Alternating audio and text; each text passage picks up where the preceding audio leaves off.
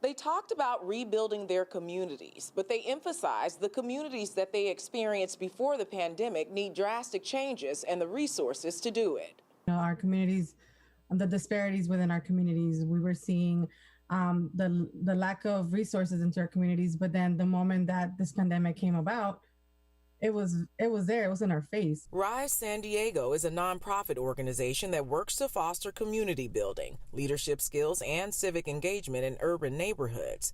After a tumultuous 2020 left people of color heavily impacted by the coronavirus pandemic, no justice, no peace, and racial turmoil across the country, panelists were candid about how to move forward. I think for Black people, we have been in a pandemic for generations. I think when we talk about rebuilding, what are we rebuilding? Activist Tasha Williamson was joined on the panel by Griselda Ramirez, Joseph Ruanto Ramirez, and Khalid Alexander with Pillars of the Community.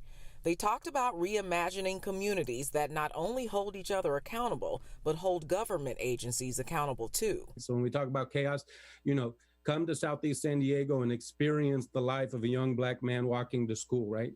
And the harassment by the police and all of the different things. Rise San Diego CEO says the events of 2020 enlightened the world about the issues they face, and now it's time to move in a different direction. It's not just about rebuilding.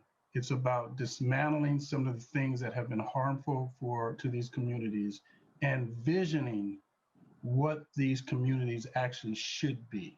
Rise San Diego says they'll continue to have these discussions and continue to keep the pressure on lawmakers who manage the resources these communities need.